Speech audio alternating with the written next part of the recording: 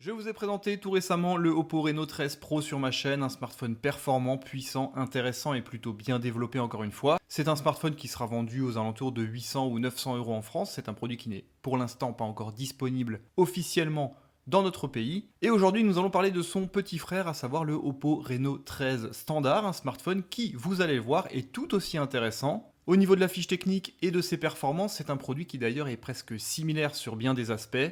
Et personnellement, moi je préfère ce modèle-là. Pourquoi? Parce que celui-ci est plus compact. On va voir ça ensemble. Alors déjà au niveau du design et du form factor en général, c'est un smartphone qui est bien évidemment très proche du Oppo Reno 13 Pro. Même si celui-ci est plus compact, forcément il embarque un écran plus petit.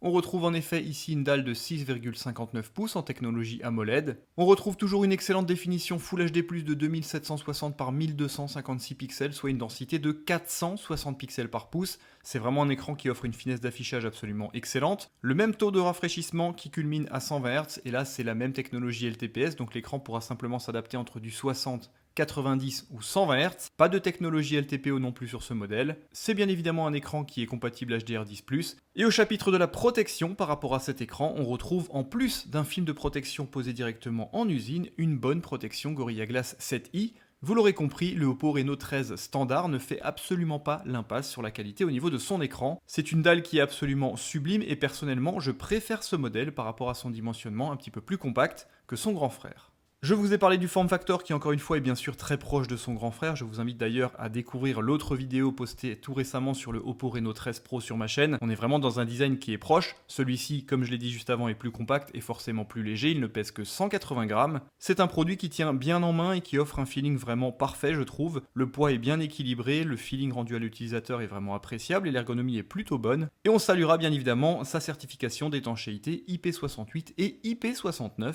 comme son grand frère. Au chapitre des performances, encore une fois, ça reste un smartphone très véloce et encore une fois vraiment aligné avec son grand frère. On retrouve en effet le même processeur Dimensity 8350 compatible 5G, 12 Go de RAM, 256 ou 512 Go d'espace de stockage, et la partie graphique est gérée par le même GPU Mali G615 en version MC6. C'est donc un smartphone qui, même s'il est plus compact que le Oppo Reno 13 Pro, reste tout aussi performant.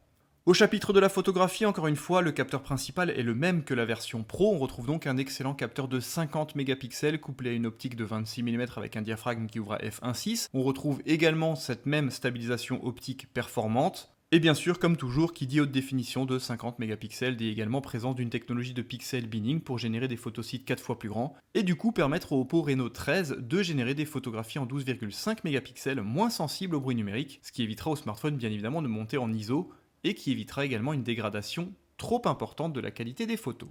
Le capteur principal est, comme vous l'aurez compris, similaire au Oppo Reno 13 Pro, par contre ça n'est pas vrai pour les deux autres capteurs placés à l'arrière de ce Oppo Reno 13. On retrouve en effet un petit capteur de 8 mégapixels seulement couplé à une optique de 15 mm avec un diaphragme qui ouvre à f2.2, c'est donc une focale ultra grand angle. Forcément on perd beaucoup en définition et en piqué. On retrouve naturellement tous les défauts inhérents à ce type de longueur focale avec un manque de piqué sur les pourtours de la photographie. Néanmoins ça apporte bien évidemment une polyvalence en termes de longueur focale sur ce smartphone. Et enfin, le troisième et dernier capteur photo à l'arrière de ce Oppo Reno 13 est encore une fois beaucoup plus modeste. C'est un capteur de 2 mégapixels seulement, couplé à un diaphragme qui ouvre à f2.4. Et ce capteur n'aura pour simple et unique fonction de générer un flou, un bokeh autour du sujet et simuler un petit peu un flou d'arrière-plan comme sur un capteur plein format avec une optique à grande ouverture.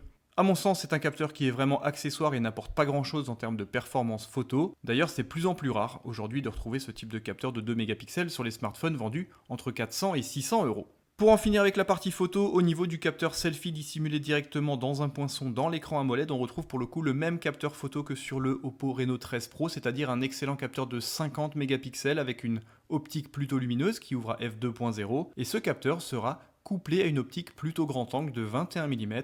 Les selfies sont similaires encore une fois au Oppo Reno 13 Pro, plutôt bon à condition de désactiver bien sûr tous les filtres d'embellissement.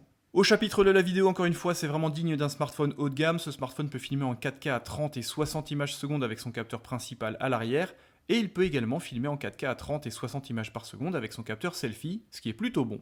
La restitution sonore n'est pas en reste, on retrouve toujours deux haut-parleurs stéréo Dolby Atmos plutôt performants avec un son immersif et englobant, encore une fois c'est très proche du Oppo Reno 13 Pro sur ce point-là. L'autonomie n'est pas en reste, en effet sur le Oppo Reno 13 Pro on retrouvait une excellente batterie de 5800 mAh, ici on retrouve une batterie de 5600 mAh, c'est plutôt intéressant encore une fois par rapport au form factor et aux dimensions du smartphone. Et mention spéciale encore une fois, ce smartphone est également compatible avec la technologie SuperVOOC 80W, comptez 40 à 45 minutes pour passer de 0 à 100% grâce au bloc chargeur fourni d'origine avec ce smartphone. Au chapitre de la connectivité, c'est encore une fois tout à fait cohérent avec son placement tarifaire et son époque. Ce smartphone est bien sûr compatible 5G, Wi-Fi en version 6, Bluetooth en version 5.4, module NFC. On retrouve également un port infrarouge sur le dessus, une connexion USB Type C sur le dessous. C'est donc un smartphone plutôt complet encore une fois sur ce point-là.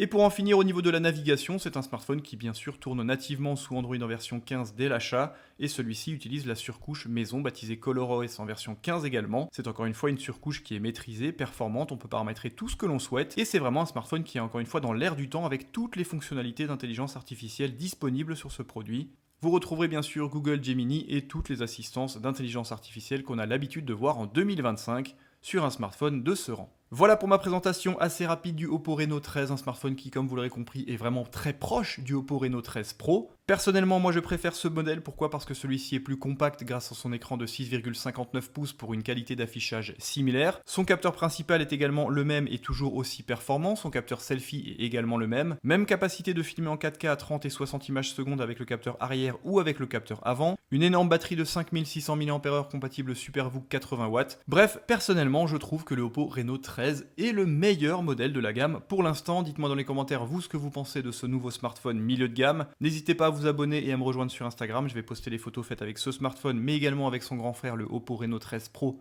que j'ai toujours en test à la maison. Merci en tout cas d'être toujours plus nombreux, prenez soin de vous et à très bientôt. Bye bye.